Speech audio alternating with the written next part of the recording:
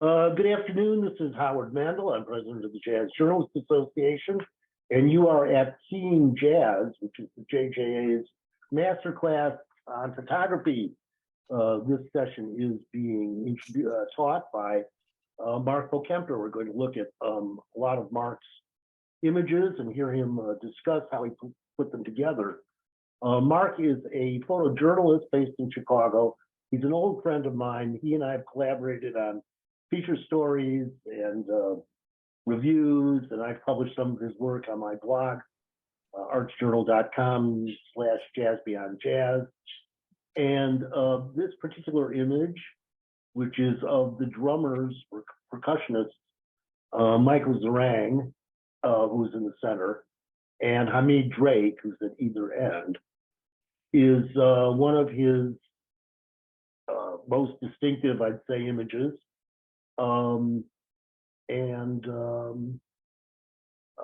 He has it's not exactly representative, although it represents his imagination very well. But Marc does many different things: straight ahead documentation, news photography, as well as music photography, and he's going to get into a lot of this in the next hour plus.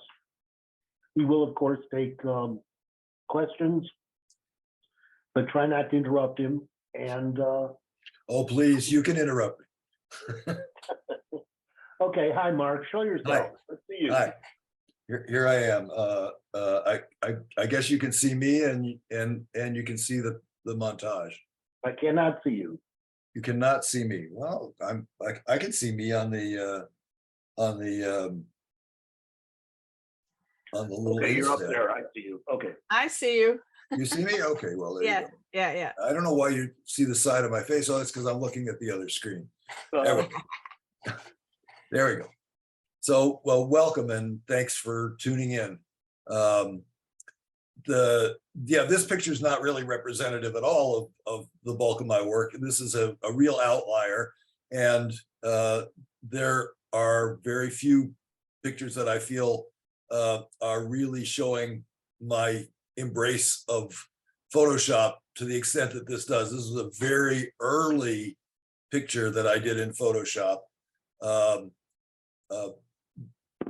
it's the realization of an impulse that I had for years when I was photographing and listening to this incredible and now, oh God, 40-year tradition of Michael Zerang and Hamid Drake welcoming the changing of the seasons at the solstice with a concert at sunrise that was often in Links Hall. Although these particular pictures were made in Hot House, and I wanted to talk about the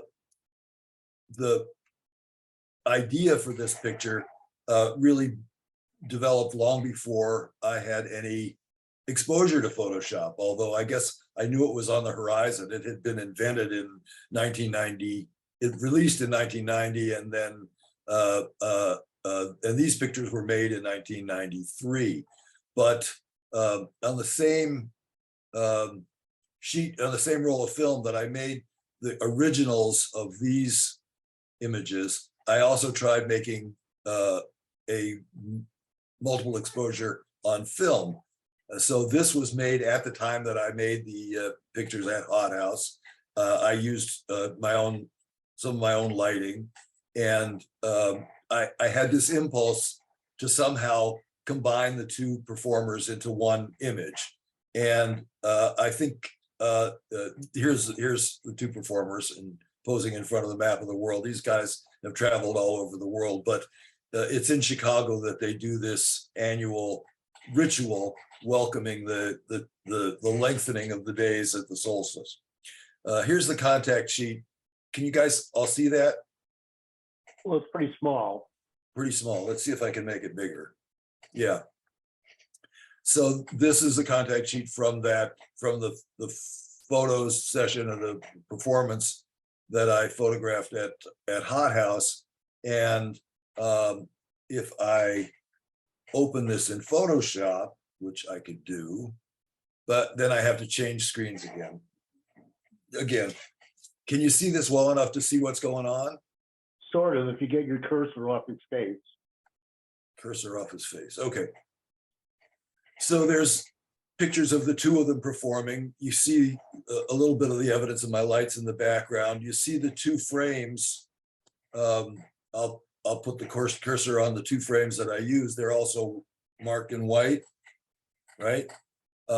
And so these two frames I isolated from this contact sheet, and I combined and flipped and manipulated to produce that other image, which is the one that I showed first, this one.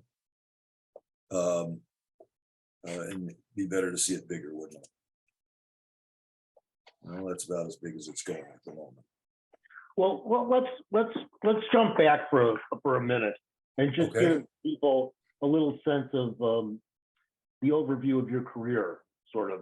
I mean, this photo you're saying is from the 90s or the early aughts, right?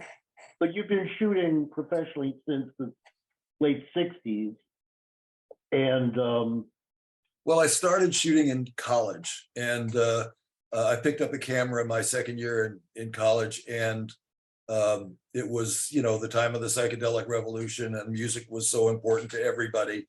And I went from being a writer for the school paper to being a photographer. And I had a dark room, and I had access to the wonderful series of concerts at the University of Chicago put on at Mandel Hall. So I started off photographing music, and I was very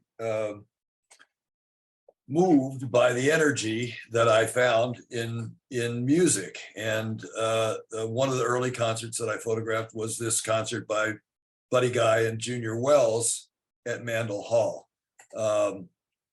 Again, I have a contact sheet of this concert.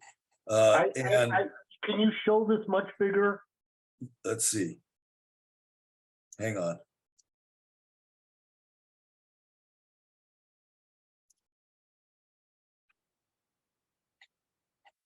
Let's see if I can make that even bigger. I don't know if I can on this screen. I can switch screens and make it bigger.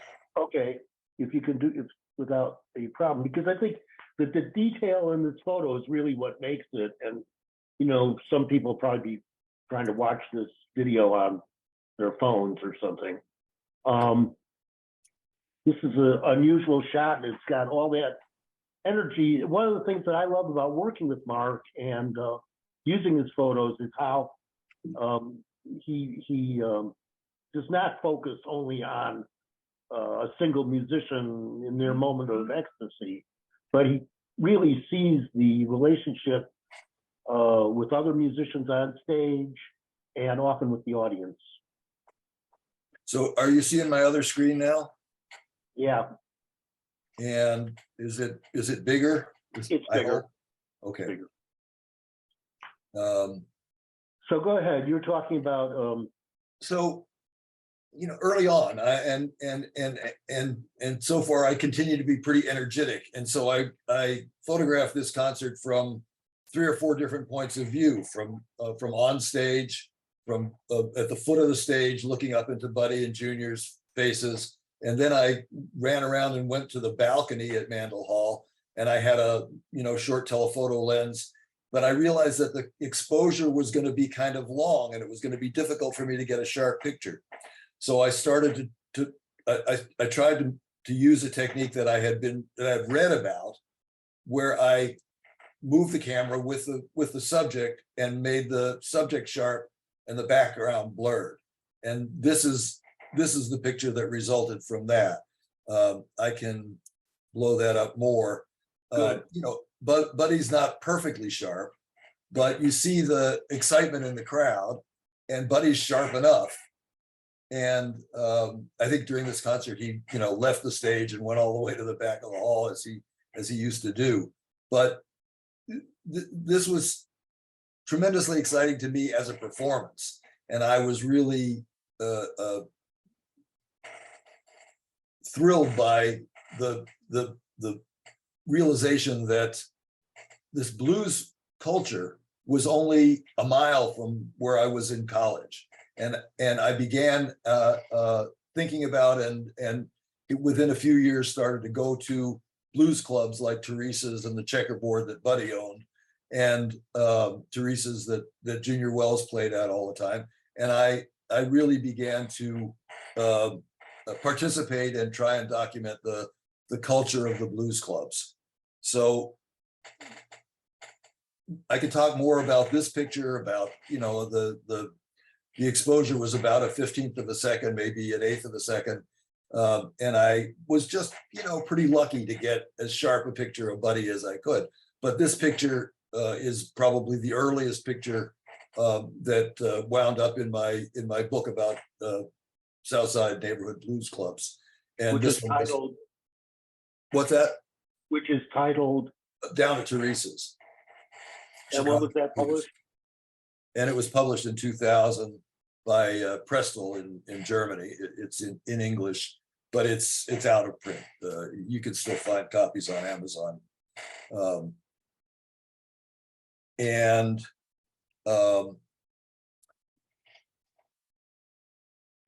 Did you want What to else should show I say about this, Howard? Huh? What else would be useful to know about this? Well, would you show a couple of the shots that were you taken closer up? Oh, yeah. Because you said you were running around. Right.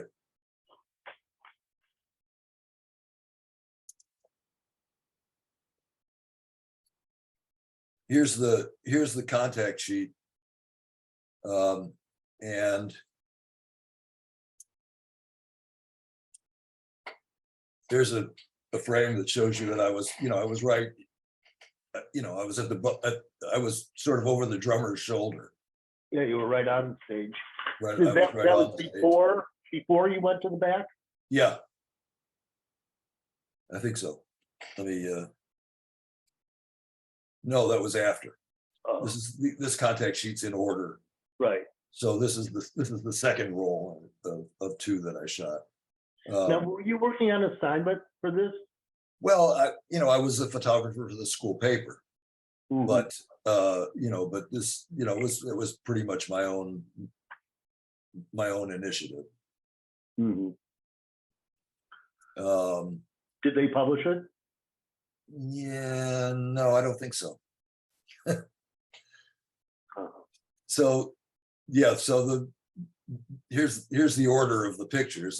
This is just blurry everywhere, and there's Buddy, and I'm dealing with an exposure that's too long for me to get a sharp picture. Right. And then I realized that I could try that technique, and that's the frame that was finally the best one. And then, I tried that, and then I ran back down and got on stage with the crowd of people that was on stage. And so I'm in the midst of this mix, and there's AC Reed and my college classmates dancing on stage. So this really introduced you to the idea of getting into the clubs on the South Side. Let's see some of those photos. Okay. Many of which are in your book. Right. We should say, though, that Marc does a lot of things besides, maybe I had mentioned this earlier, news photography about, he followed Harold Washington's mayoral campaign. Harold Washington's first, so far, the only black, no, not the only, black mayor of Chicago. And Marc has also done work on Cuba, and he's also traveled, did some beautiful shots in India, I remember, and works for social service organizations at times. We are going to focus pretty much on his music photography today. But so let's see what you got here. So we're back on this screen with John and Sammy. Yes, I see them. Okay, great. So there's John Primer and Sammy Lawhorn at Teresa's, and they're on stage at Teresa's. So I started to go to this club was on 48th in Indiana, and it was at Junior Wells' invitation, really. It was a very welcoming place. And I started to go there in the late 60s. And then when I came back to Chicago in the early 70s, I would go 3 or 4 times a week. And eventually I kind of became a fixture in this club and got to be very good friends with lots of the musicians and the patrons of the club and the owner of the club, Teresa, and so forth. And I was really inspired by the photographs that I had seen early on that were done by a guy named Rayburn Flairlage, who also published a book about Chicago blues, with an older photographer who shot for Sing Out magazine and other publications. And what I really loved was the pictures that he showed of the life of the clubs. Let's see if I can. You show these larger. I'm working on it. Okay. What what I mean, yeah, I like the content, of course, on these photos, but on that one of Sammy Lohorn and John Primer, where you cut the faces off, basically, you see the important thing that they're talking to each other. But one of the things I love about this photograph is the black and white tonality is so crisp or well, rich.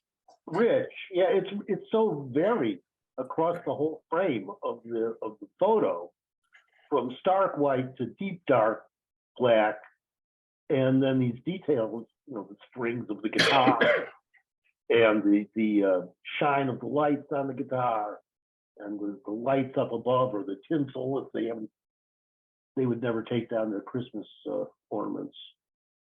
Anyway, well, let me talk a little bit about the technical aspects, since this is was listed as a master class. Okay. I started shooting with available light in these clubs. I started shooting with available light everywhere. Those Buddy Guy pictures at Mandel Hall were clearly done with Tri-X, and I was doing the best I could to get an exposure in the dim light.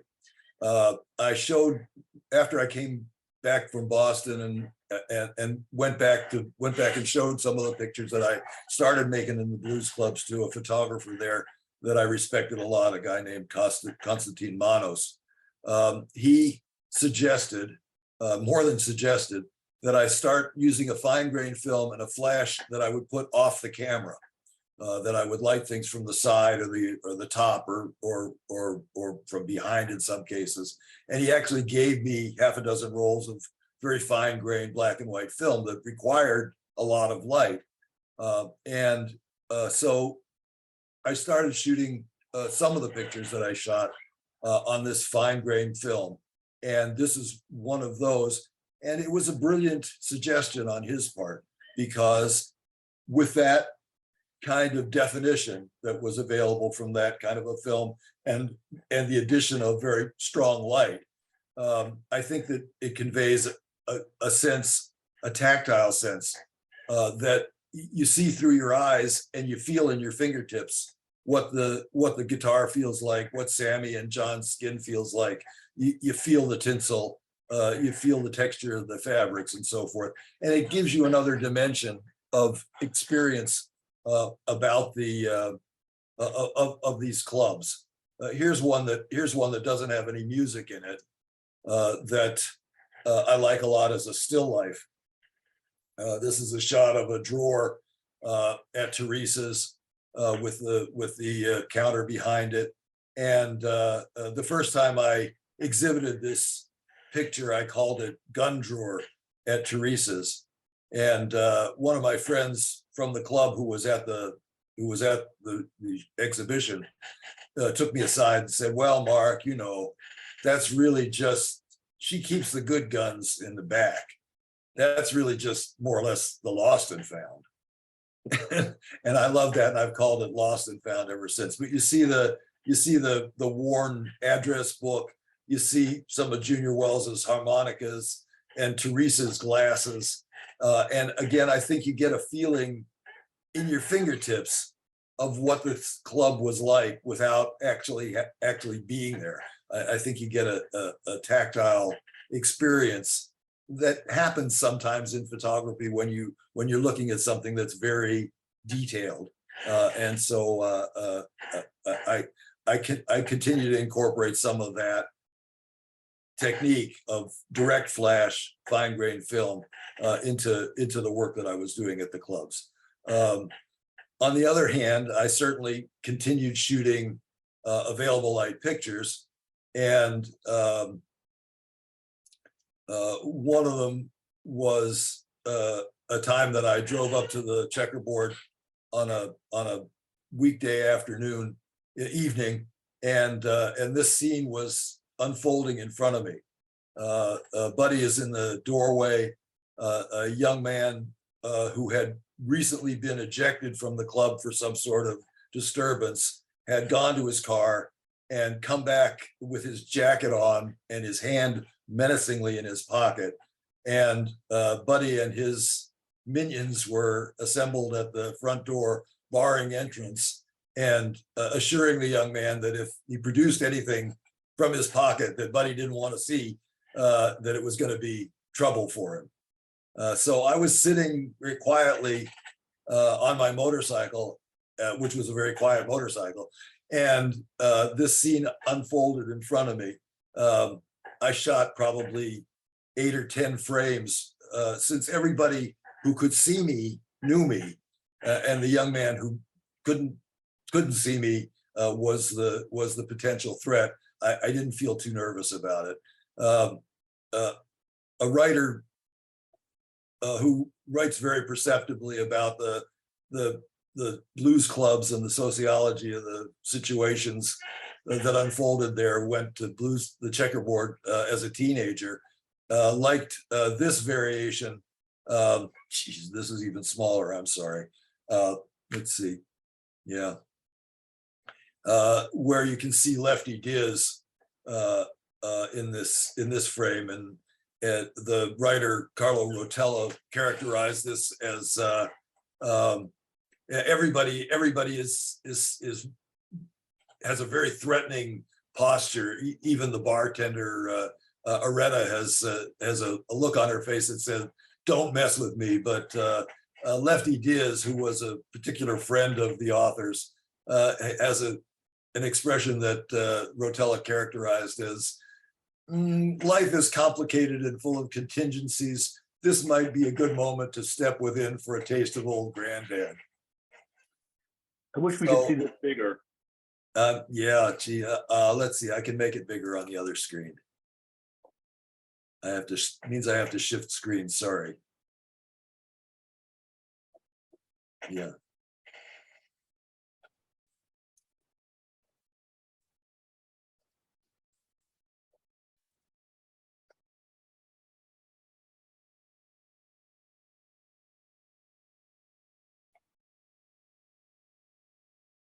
So Lefty Diz is the person who's, there we go, standing just under home with his coat on open and his Right, and a balled up towel in his hands. Yeah. Well, I thought that was a brown paper bag covering his liquor. No, he often had a towel to wipe the sweat off his brow when he was performing. Lefty Diz ran the Monday afternoon evening jam session, the Blue Monday session at the checkerboard. He was a swell guitar player and a great showman. But you know, unlike Buddy, he was not prepared to engage in physical force to defend his turf. Let's see some of the shots inside Teresa's. You were going to show some of those. Right. Can you do that on the big screen also? Yeah, let me. All right.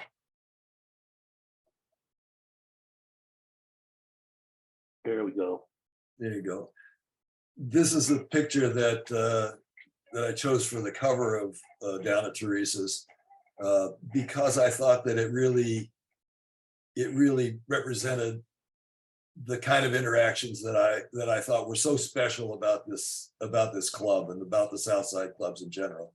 The people in the audience and the people on stage came from the same background. Most of the people in Teresa's were born in Mississippi. And so the performers were talking directly to the audience, and the interaction was very intimate and very, very direct. Junior was warning this guy that, I hope some of you know the song, if you love your woman, you better love her with a thrill, because if you don't, some other man will. So that was the song that was going on, and Junior was preaching to the audience at Teresa's. You gotta love her with a feeling. Gotta love her with a feeling is the song. Yeah. But again, you captured both the Sammy Lawhorn and John Primer behind Junior are at work, and the banner on Earth with the glitter, the tinsel or whatever it is over Junior's hat, and you get a touch of Junior's hat too, which was a furry like felt, right? Right. And then the stuff on the foreground, the plastic glass, and it's just so much detail, and the drama in the light on the way it's white on the guy's face that he's preaching to, that the woman's face is all bathed in that white light, and then you get Junior's cheekbones, which is carried through on Earth, and even the vertical line to the right of the woman going up into the right, the steel beam that's holding up the ceiling. Right. So this is all so dramatic, and that's one of the things I often respond to in your photos, that there's a drama of everyday life that you're able to capture by framing and by perspective and by illumination. And do you see that as you're taking the photo, or is that?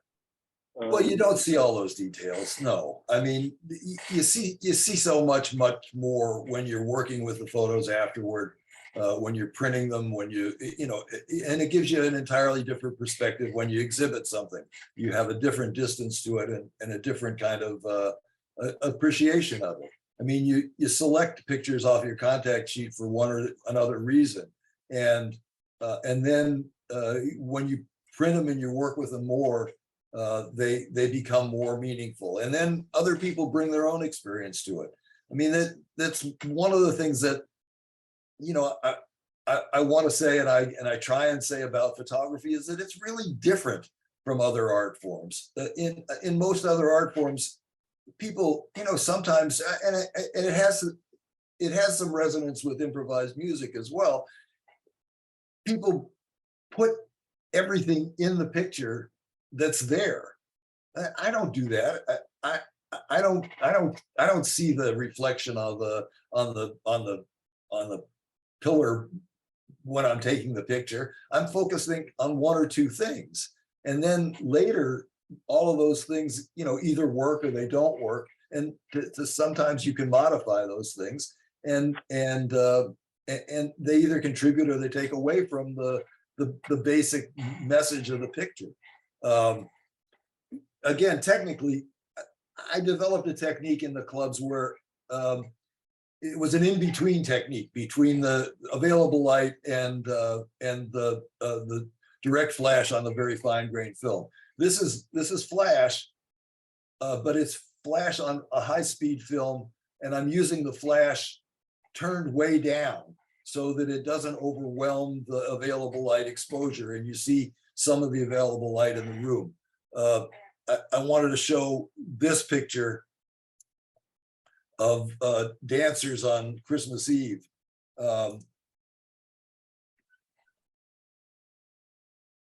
This is one of the most successful pictures that I felt that I made with this particular technique, where I had a flash that I had even modified to put out a very small blink.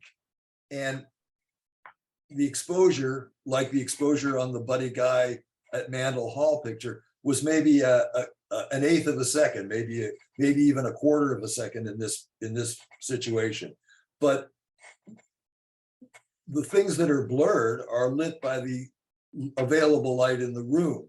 The things that are very sharp in details of shoes and her smile and so forth are lit by that very small flash that I had positioned off the camera. And that flash, that the blink of that little flash froze the action in certain places, in the places where it was basically dark otherwise. And the places where there was some light, like on Santa Claus here, or the Santa Claus decoration, were lit by available light, and the places where people are moving, you see that they're moving. So I like this picture because it conveys a sense of the motion, of the energy in the club, and it also combines some of those sharp details that make you feel like you're really seeing very clearly what the situation is, what the environment is, and what the life of the clubs is like. Well, the immediacy is, and spontaneity of it is also remarkable. I love the way that guy's shoe is hovering over his shadow on the floor.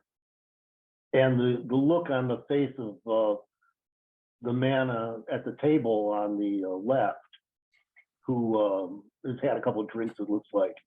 But I mean, you've got light in here that I've been to this club with you.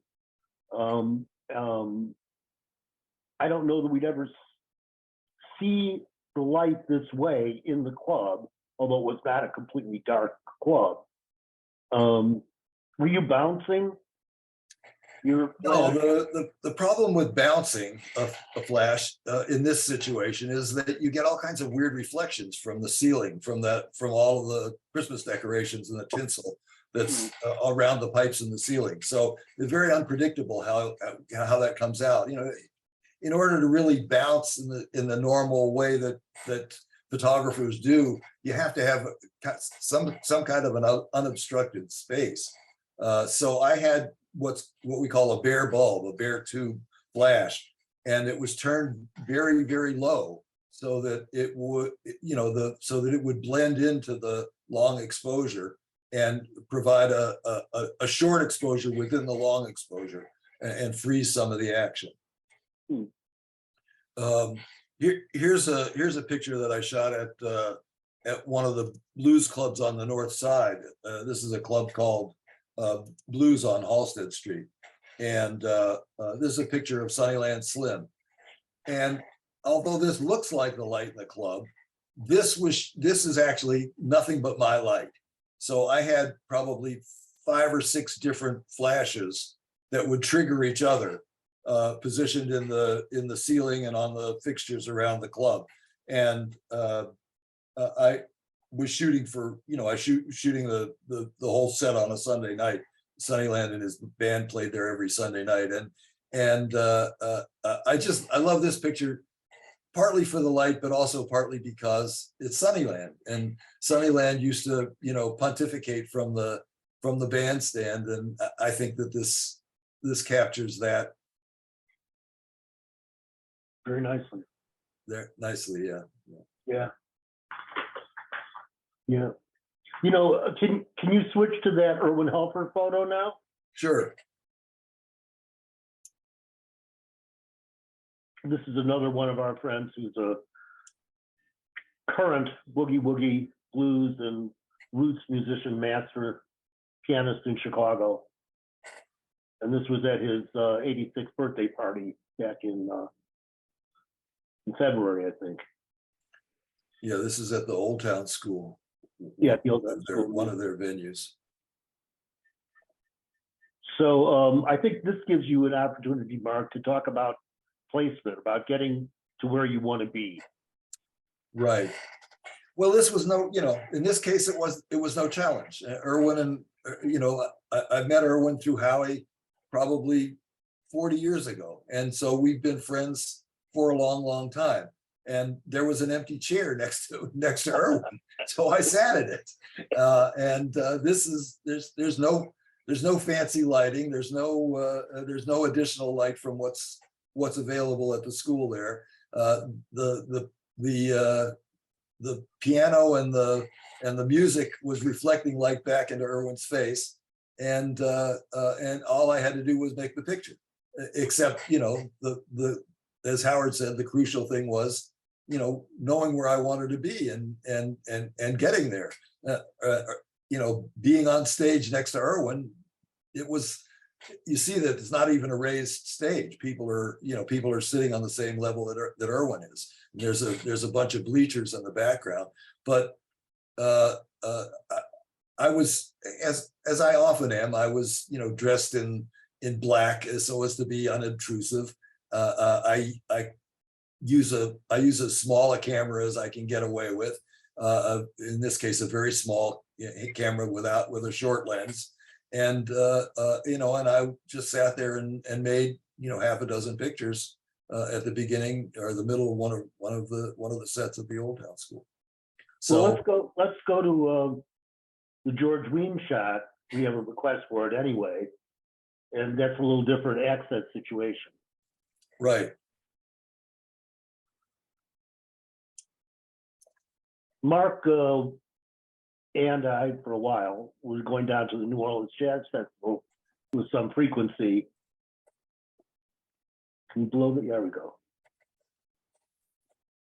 So this was not quite as easy for you to just pull up a chair.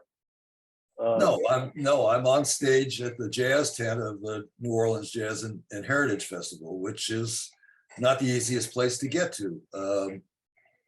But in this case, the years of work that I had done at the festival, and the fact that I had suggested a story to Business Week, which was a regular client of mine at that time, about the business of festivals and about featuring George in that way. And I got an assignment, and the people at the festival, of course, made it possible for me to get anywhere I wanted to get to. And George knew about the story, and so I didn't pull up a chair, but my getting to the stage there was not a problem. And all I had to do was wait for a moment when George turned to me and smiled. Again, I'm using a flash because he's not lit from that side, and the flash is in my hand, although it's off the camera, and it's positioned so that the shadow of his hat doesn't block his eyes, but the light looks kind of natural. Access is 90% of the game. If you can get to where you want to go, and if you know where you want to be, if you've had enough experience to see where the picture is, that's that, and you can get there. That's a big part of making successful pictures. And it's every festival producer, every venue owner, every people that control these things have a decision to make. They can either bar everybody, or they can let some people get to positions that'll make this kind of a picture. And it's obvious that you can't let everybody get there. You can't let everybody get on stage.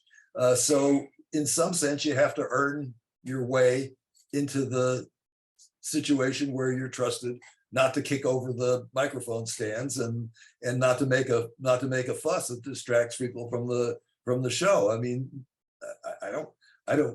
I didn't hear about anybody objecting to this, and George was certainly pretty happy that this picture ran 2 columns wide in Business Week.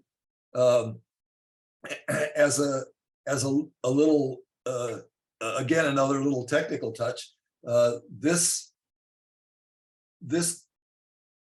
saxophone player's head merged right into the black of the speaker box behind it. And I thought that it was useful to have another point that would draw your eye over here. So I added the outline of his head as though it was backlit, so your eye would go over there. Can you see that? Yes, Okay. I was going to ask about that. It really is useful to the left side of the frame. And interestingly, his jacket, George's jacket on the right side of the frame, you abbreviate, you cut off. So, I mean, there's kind of a diagonal dimension here that's kind of subtle, but brings the main subject of the photograph, George and his hands, right into the viewer's lap and lets the rest of it kind of recede. But with a dynamic element because of the diagonal, it seems to be. And I also like that the saxophonist is reflected in the piano scroll. Yeah, it was a good spot. Yeah. And you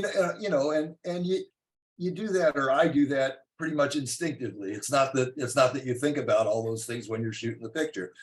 When I'm shooting piano players, if I can get to a place where I can see their face and their hands, there's really only one or two places. There's one from the front of the stage, one from the back of the stage, where you can do that.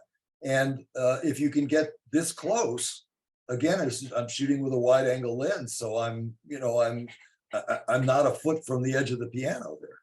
So the people on stage have to be comfortable with you being there. They let television cameras do that at the jazz festival in New Orleans sometimes. They let certain photographers do it. And George had his own favorite photographers that had worked with him for many, many years. And you just have to trust the discretion of the individual photographer. And the photographers have to also discipline themselves so that you don't have two or three photographers on stage at the same time. But if you want this picture, somebody has to be there until they invent a drone that can get into this position. It won't be long. I'm sure it won't be long. Do you want to show the one of Ellen Toussaint? Sure. The first year that I went to New Orleans, the festival, I think you and I were together, right, Howard? I think so, yeah. I think that was you were editor of Downbeat, and yep. And we had an assignment to photograph the New Orleans Jazz Festival, and they thought that Downbeat was a sufficiently important publication that they gave us excellent access to all the stages, and I was able to make this picture from right behind up on the stage behind Alan Toussaint. I know I wasn't at his elbow, but I was 8 feet from him with a longer lens and so forth. And again, I used a flash because he wasn't lit from the side that I was at. It was dark. If I hadn't used the flash, I would have had a silhouette of Alan against the sky. But the flash allowed me to see his face, and it also captured this neat detail of him snapping his fingers. I would have preferred for his eyes to have been open at the same time, but you don't get too many chances to get a finger snap in mid snap there. So this is a question of, the technical question is of balancing the light in the crowd and the light in the sky with the flash. Again, you have to be able to adjust the flash. I mean, this is done in the camera on color slide film in 79. So this is not a Photoshop montage, and it's not it's not adjusted from a very bad exposure. This was a Kodachrome exposure, so it had to be pretty much exactly like this in order to work. Sue Auclair is saying most performers require no flash during their shows. So how did you get around that? Some are, and it's perfectly understandable. Photographers are often completely rude about what they're doing. I mean, I wasn't there, for 5 minutes, taking flash picture after flash picture of him. But I've seen time and time again of people parked in the front of the stage, blasting a flash in the faces of the musicians who were facing the audience. And it's just rude. You have to be a little discreet about what you're doing. And again, there's no question that it's a disturbance. It's something of a disturbance. But if you're only there and take, 3 or 4 pictures and you're confident that that's going to work, then, somebody has to make the determination that it's worthwhile. The picture doesn't exist without a flash.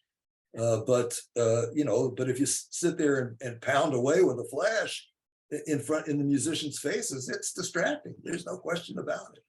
I mean, easy for me to segue into photography has gotten very easy. And even with it easy as it has gotten, I mean, I couldn't see what I was doing when I did this. I was shooting on film. I didn't see this in the back of my camera. These days, you know whether or not you've got the exposure right, but at that point, I didn't until it was developed. So even with that facility that people have, photographers it just seems to have made, there's more and more photographers, and they're less and less capable, interested, willing to invest the time in learning their craft so that they go to the trouble of making pictures that are difficult to make. They're content to experiment on the spot. And it's a dilemma. It's a dilemma for those of us who are working this way, because, New Orleans is a prime example. The place is overwhelmed with photographers. There's events in New Orleans that are basically prevented from going on because there are too many photographers. The Mardi Gras Indians on Mardi Gras Day can't perform their what essentially are religious rituals in the street because there's people standing in the way trying to take their picture with a cell phone or a camera or whatever it is. And how do you deal with that? I really don't know what the answer is to this, but I recognize it as a problem. I feel like I've paid my dues and I've earned my way into these situations, but I can perfectly well understand that the people who control access to these situations say, we let you, we have to let everybody. Well, obviously that's not possible. And also obviously to me, no, you don't have to let everybody. You have to pick and choose. You have to pick and choose the people that are going to behave properly and the results are going to be worthwhile. Because there's no doubt that it's, something of an intrusion. I think that you and I had interviewed Toussaint at Marshall Seahorn at the studio. At Toussaint Studios, yeah. Studio that weekend. I don't know if that was probably before this performance because Alan probably closed out the festival. Donna Pantovic is asking, daylight and flash, is it compatible in digital photography? Yeah, it's much easier. Everything is everything is easier in digital photography. If you're in this case, I'm using a daylight film, Kodachrome, which is showing this late afternoon warm glow in the background. And I use in general, I almost always use a warming filter on my flash. I tape a piece of clear filter that's slightly orange over my flash because I don't like the blue light that flashes typically put out. So that's already somewhat, I balanced it somewhat, but I'm sure that when I converted this to digital, that I also adjusted the color to optimize it, the best that I thought it was. And that's perfectly easy to do in digital.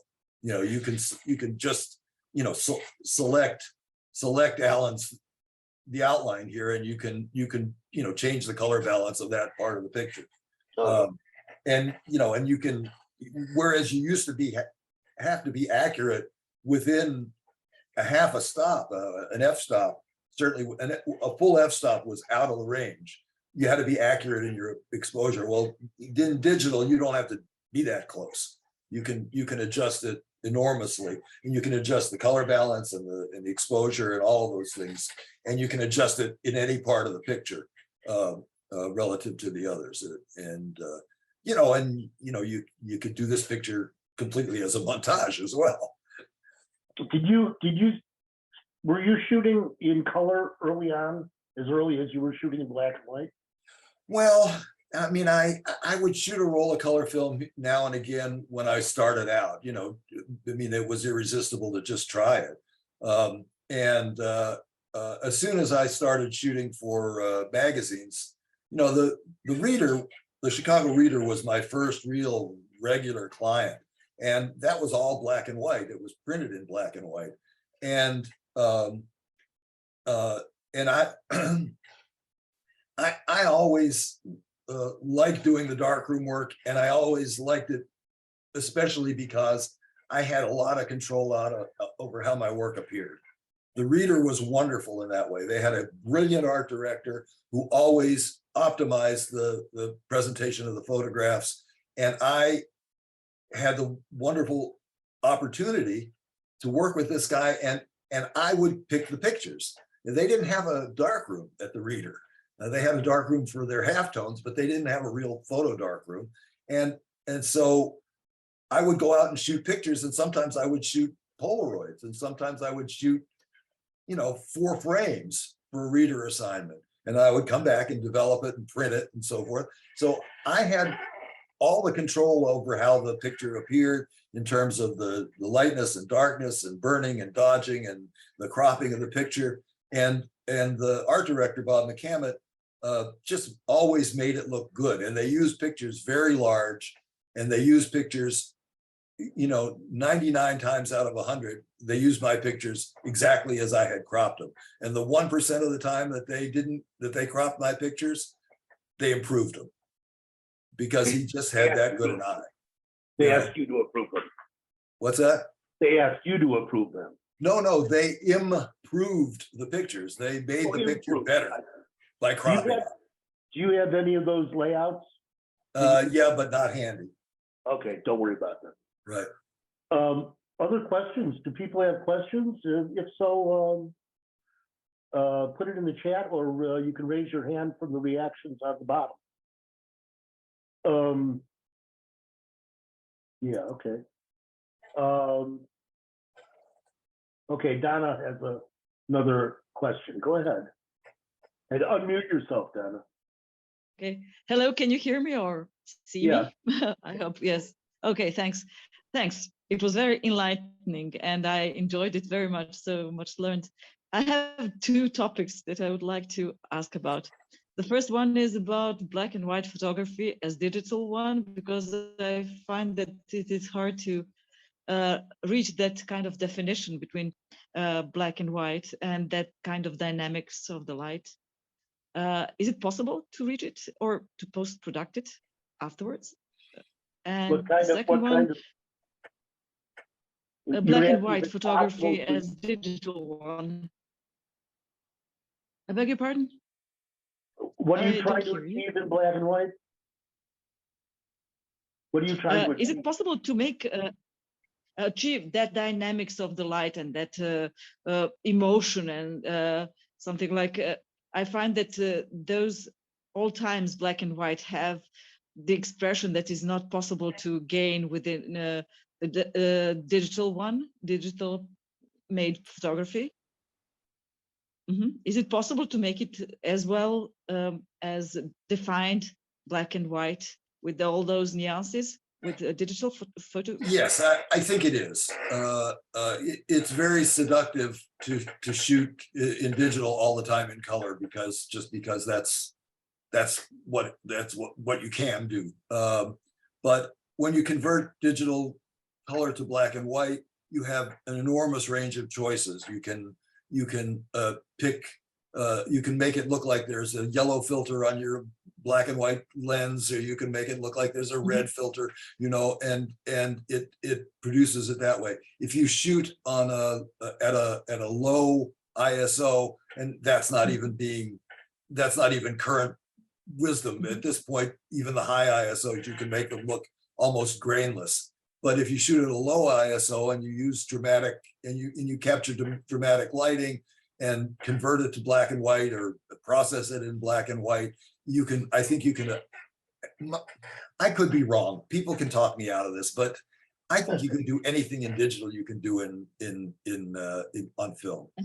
I think you can, and so much more. But I don't think that there's anything you can do with film that you can't do with digital. What was your Okay, thanks. The other was about the sharpness of the photograph.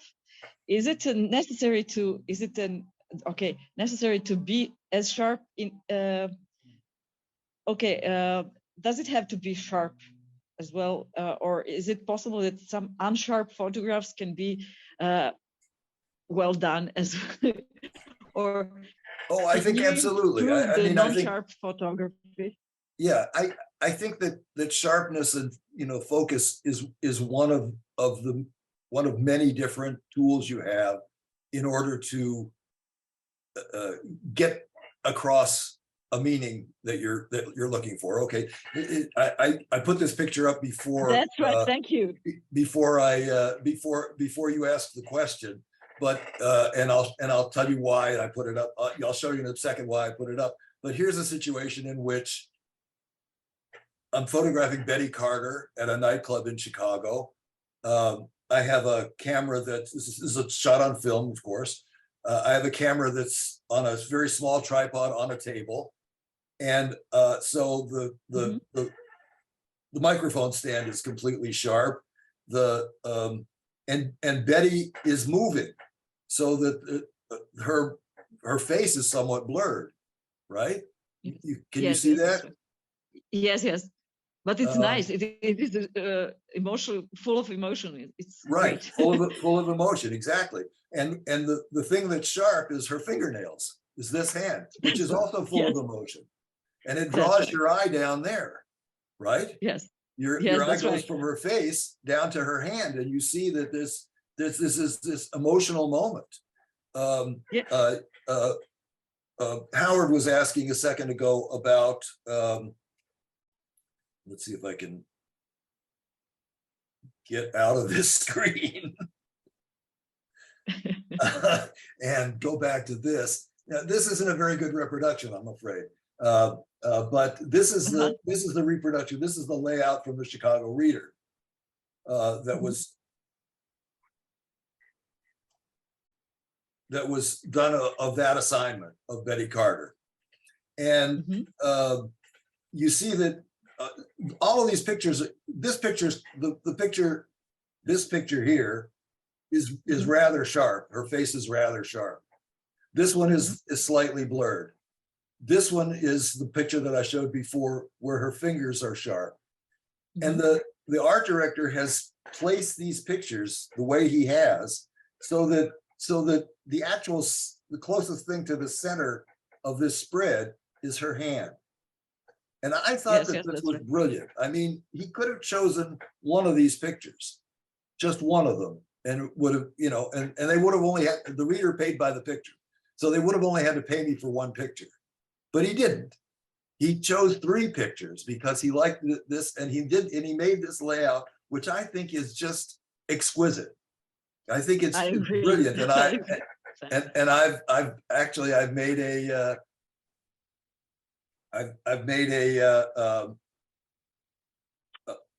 print of it. I digitized the film and so forth and so forth. And I made prints of it to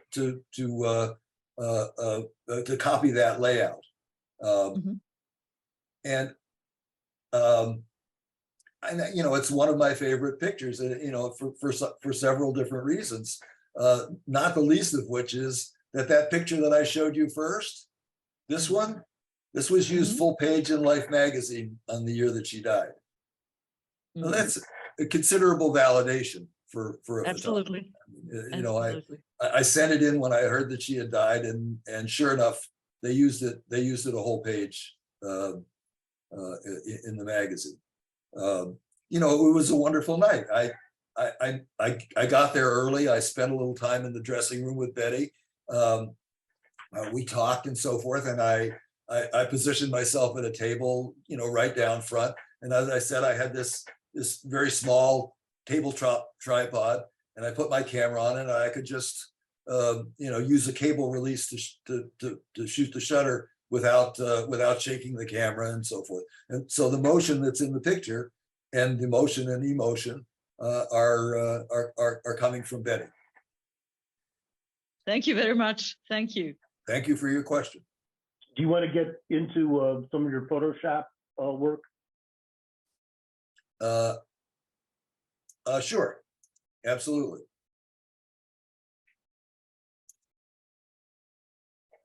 I mean, we started with that, but we can get back to it. Yeah.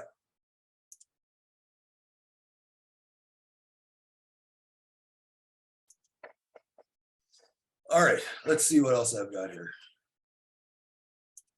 There's an Oh embarrassment. yeah, here's one that I wanted to show. And this is recent stuff. This is from the Instigation Festival in 2018 in New Orleans. I followed avant-garde experimental music for a long time. As it turns out, the art ensemble used to rehearse in a church that was right across the street from my college dormitory. So I used to hear them, and I used to go see them, and they mostly rehearsed and played in very dark spaces. But I was interested in it, and I was interested in the music, and I felt some of the power of the music without knowing very much about it, and certainly without being a fan of avant-garde music before that time. I mean, when I got to college, I liked show tunes. That's what I like. The first LP record I had in my life was Oklahoma, and the first jazz record that I had in my life was Miles Davis plays Rodgers and Hammerstein, Surrey with a Fringe on Top. That was because I knew the tune, and I felt they improvised on a tune that I knew. I felt right at home, and I played that over and over and over and over again. And I've photographed lots of avant-garde music, for want of a better term. I'm not going to be fussy about what I'm calling it at this point. And part of the reason is that I feel like I'm reaching for an understanding of what the musicians are doing. Part of it is that I'm helping them reach a wider audience, and that I'm trying to provide a service, even though I'm quite well assured that there's not going to be any financial benefit to me from it, and also, frankly, it's a challenge. It's the same kind of a challenge that I responded to when I was starting to photograph at Teresa's, which was a very dark place with a lot of very dark-skinned people who were moving around quite a bit, and it was difficult to get.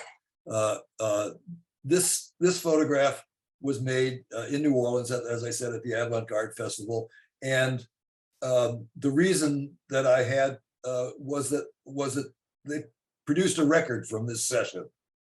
And so in recent years, I've with knowing that I had the availability of the tools in Photoshop, I've begun shooting pictures in somewhat of a different way. Obviously, in the beginning, you could only capture the picture that you could capture. There were ways to montage pictures, but they were clunky and they were obvious and they were crude. There was no way to capture these three musicians all playing together and good moments from each of them. So this picture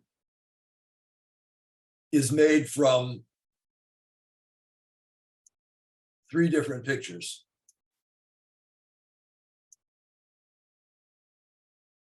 Each one of the musicians was photographed from the same point of view, and then the three pictures were combined. And when I do that,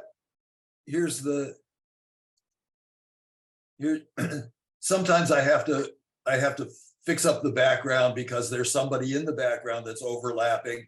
You see, there's stuff there that would have been in the picture, but I've either blurred it out or I've cloned other things over it. I think it makes a very effective picture. But it's not a picture that existed in real time at the place that I shot it. I was able to choose among 20, 30 pictures, frames that I had, and combine them into one image. If you look hard, you can find the seams. You can see the seams. But I love being able to do this, and I do it now all the time. I mean, if I'm ever photographing a group of musicians, and I can photograph them from the side, and I can make the sharp focus on each one, because of course this is another low light situation. You would normally be shooting at a very wide aperture, and you wouldn't have sharpness on each of the musicians. You'd have one of them sharp at a time. And with this technique, you can do this. It's hard for me to understand why everybody doesn't do this all the time, because it seems to solve the basic problem of getting a group of musicians all to look good at the same time. Well, there still are editorial restrictions, right? Well, not in the music world, I don't think. I mean, the first time I turned in a picture that I had done this to was on an assignment for Newsweek. And I had photographed, I had a long relationship with Barack Obama. And when he won the race for Illinois, the US Senate from Illinois, I photographed the event and so forth and so forth. And there was a moment at which photographers will recognize that all of the cameras and all of the microphones and everything were pointing at Barack. And, he was not up on the stage, but he was standing on a table, I think, and everybody was pointing at him. And it reminded me of the way that iron filings are attracted and attracted to a magnet, so that everybody was focused on Barack and so forth. And I was again off to the side, and I wanted to capture this focus of everybody's attention. And I shot a few frames, and then Barack glanced over and noticed me and kind of smiled at me. And at the same moment that he smiled at me, one of the reporters in the middle of the scrum there looked over, who the hell is that he's looking at? And so she was looking at me with her mouth open, and it was only one instant that I had that he was looking at me, or he was looking, you could see much more of his face than I could see generally from the position that I was in. So I took the picture of Barack looking at me, and I photoshopped in another frame of the woman who glanced over and looked at me, which was very distracting in that picture. And I had another, I had a previous frame where she was looking at him. She was part of the crowd that was all focused on him. And I very clearly marked it. And I said, this is made from two different frames, and so forth and so forth. And I don't know if you would use something like this, but I sent it into my editor at Newsweek. And she wrote back to me and she said, don't ever do that. And don't ever tell anybody that you can do that. We absolutely don't do that. And don't tell anybody that that's even possible. So, that was early on. And I think it's done all the time. It's always been done. It was done in Time magazine before World War II, but it was done by cutting and pasting and retouching the edges that were cut and pasted. It's been done in propaganda pictures, films, and it's been done for years. It's always been possible to do it, but Photoshop makes it possible to do it almost imperceptibly. And show that shot? Certainly in this picture that I'm showing you guys, I think a normal person would think that it was one picture. Is that a problem? I don't think so. My argument to I didn't argue with my editor at Newsweek, but my argument that I developed in my own mind was, writers don't write this happened and then that happened and then that happened and then that happened. They have a moment where they have a theme, they have an idea, an understanding of what the meaning of the event that they're covering is. And they they start with that, they present that in some way, and then they draw in supporting evidence to support their argument, even if they're making a so-called just objective report. But nobody expects a writer to recite, this happened, and then that happened, and then that happened, and then that happened. Nobody writes that way, and nobody expects it. But in photography, it's some kind of crazy anathema if you combine two moments into one image. Can you show this? You have to understand, we should call them something else, and they do. You see it all the time now. You see it in the New York Times Magazine, which has become a leader in photo illustration. They're called photo illustrations, or they're called montages, or they're called something else. They're not presented as, straight photographs. But we, get used to it. This is what we do, and it has meaning. Can you show the Baraksha shot? No, I can't. Okay. Not That now. was around 2010 that Newsweek gave you that indignant response? No, it was, no. This is 2007? 2008. No, 2008, he ran for president. No, this was 2004. Oh, I see, okay. Yeah, it's 2004, when he was running for the Illinois Senate seat. Right. And Susan Zesh says that Susan Sontag writes about stage photos, but this takes the one step forward further. And Susan cites the WW2 photo of planting the flag on Iwo Jima, which was staged, or a restaging of the the event that happened a few minutes before. The Joe Rosenberg got there a little late, and and he saw this happening, but then he said, listen, guys, I missed it, and he staged this photograph, but it's a very powerful photograph. And I don't see that it, unless you lie and say this was the moment, then, people assume that a photograph is a document of a distinct instant. We can't assume that anymore. And so we have to, if you're going to go to court and say this photograph proves this or that, you have to have somebody who's going to stand there and say, that's how it was. I shot this photograph and that's exactly how it was. And that's always been true. I mean, it's always been true. Photography is inherently subjective. You choose the moment, you choose the lighting, you choose the point of view. I can make a crowd look like a big crowd if I shoot in one way. I can make it look like a small crowd if I shoot in another way. It's always been a subjective view of reality, and people need to understand that.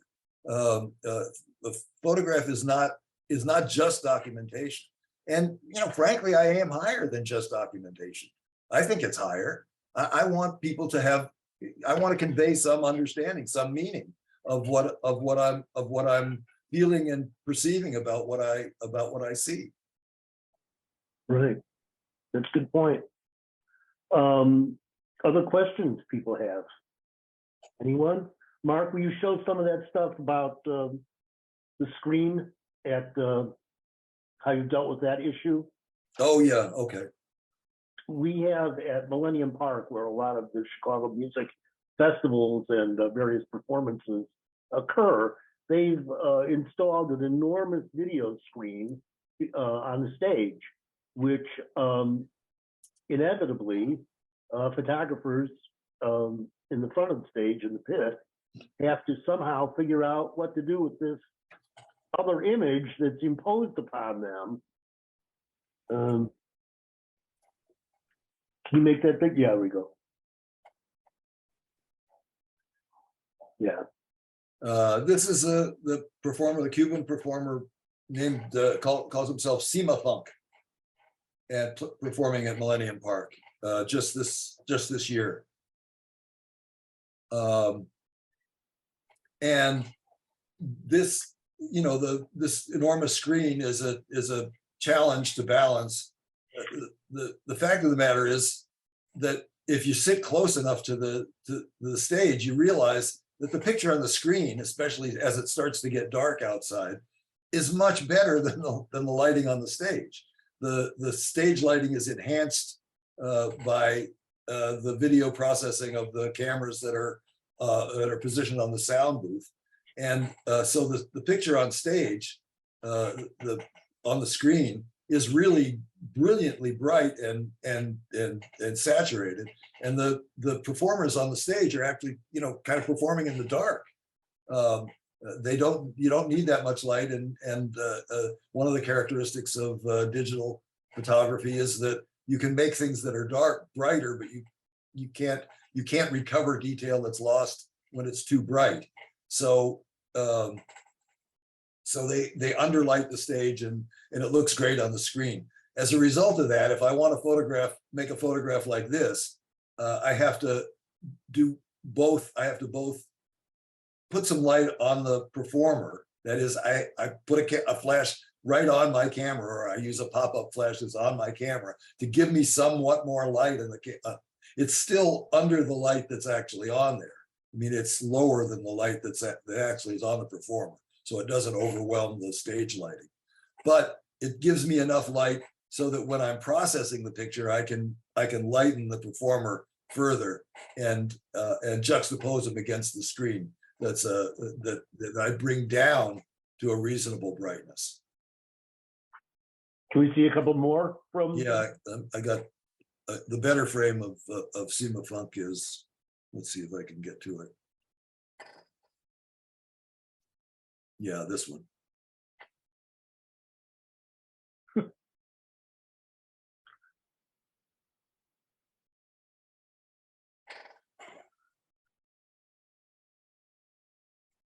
So the Go trombonist and the saxophonist really are on the lip of the stage, and Sima Funk is really back a couple yards. Right? Yeah, this isn't a montage. This is the actual moment, but the manipulation is just in the exposure.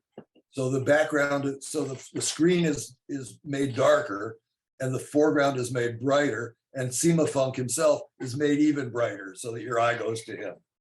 So there has to be enough detail in all those areas in order for you to still be able to do the manipulations, but digital has an enormously wide range. And I'm shooting, again, for those of you who are technically interested, I'm always shooting raw files.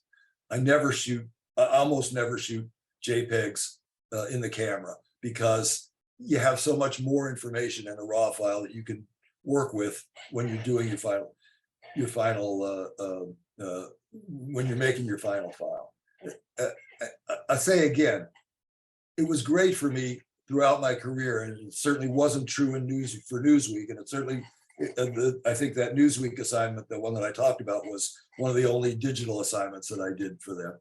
But it was certainly true for most of my clients, for the Reader and most of the magazines that I worked for, especially in black and white, that I did my own processing, that I did my own darkroom work.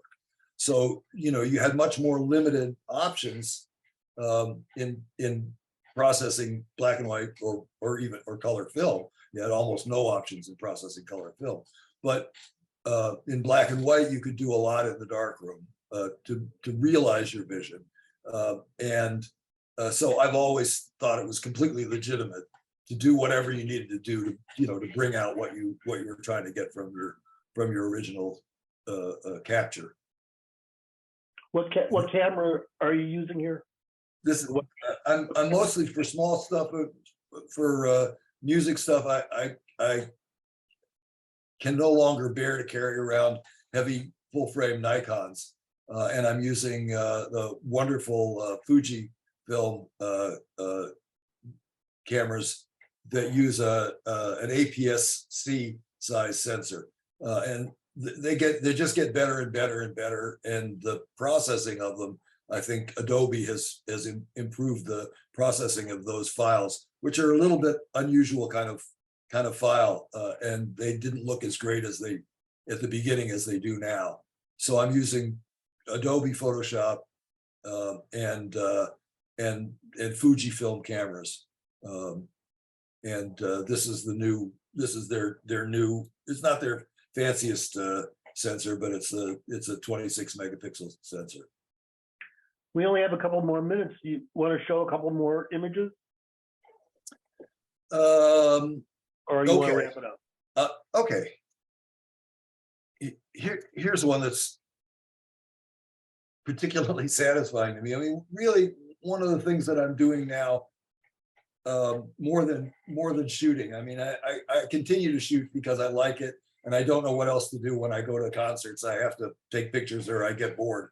But one of the things that I really like to do is print old pictures, and this is a Kodachrome again that I shot in the early 70s, and I was never able to get this quality in a print before I started to convert to digital files and be able to manipulate the digital files. This is how I remember it looking, although it's probably more intense than it actually looked. Now, this was Snake. He was a drummer with Junior Wells and Buddy Guy. This is he's at the bar at the Checkerboard, and it was clearly it was the early 70s, and he's got the whole Superfly getup on, and I just love the image. I love the color of the image, and you know what I can do in terms of printing these days. So there's nothing manipulated about this except that it's optimized as far as I can take a Kodachrome conversion to a digital file and make prints of it. Now I can make 30 by 40 inch prints of this. 30 by 40 inch. Yeah. Yeah. Another one. Show the party at the New Orleans house. Oh, this one. Earlier. Right.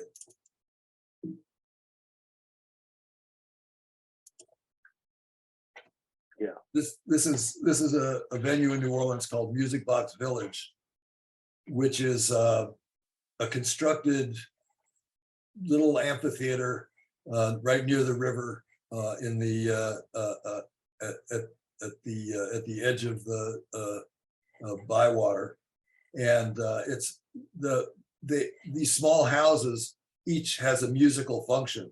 So the one with the white doors right behind the dancers has a like a bass string that's strung out, and by opening and closing the door it makes noise. There's one house that's all steel drums. There's one that's other kinds of percussion instruments. There's some that have sirens and some that have cowbells and some that have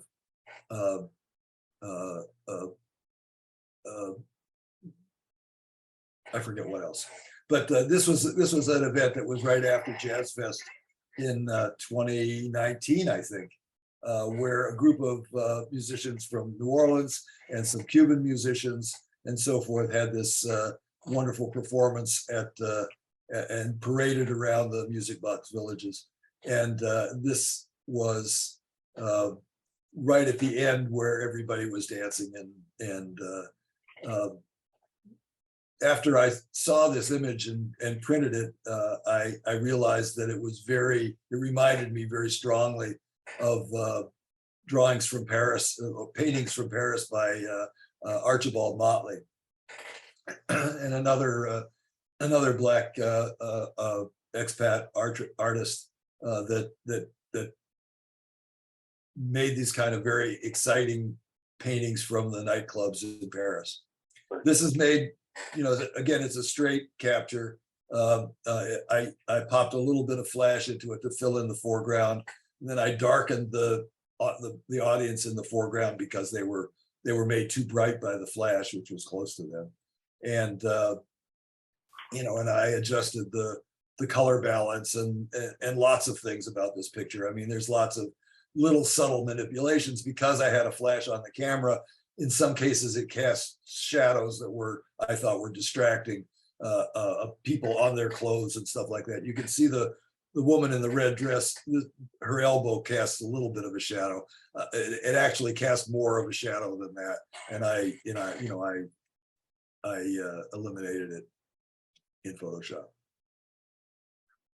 Great. But I just, again, I just love the energy of this. I mean, it's very much like that picture of Teresa's, isn't it? It's that picture of the dancers on Christmas Eve at Teresa's. There's not as much blur in it, but it's that kind of feeling of people having a good time. Yeah. Well, you are the master of taking photos of people having a good time. And Donica, I think, has signed off, says thanks. Fabulous selection of photos. I've enjoyed it and learned much. So inspiring. And I think that we could all applaud you for all this very exciting work that you've done. I mean, I love seeing your stuff. And as you know, I've got like 5 or 6 of your photos in our kitchen now and spread throughout the house. And I've got some of Lauren Deutsch's up also, but Marc's stuff is unique, and I so enjoyed collaborating with you over the years. I want to thank you for that too. Well, me too. We've had some fun. We have had some fun, and we're going to have some more, even today, because we got to get out of here so we can go down to the Hyde Park Jazz Festival and have some fun. So thank you, everybody. We are going to get a video of this posted on YouTube. Also, I am late on getting the video of Luciano Rossetti's masterclass up. That will also be posted on YouTube soon. And Lou Jones, I don't think you have the very next Seeing Jazz session, but coming up, I'm sorry, I forget the date.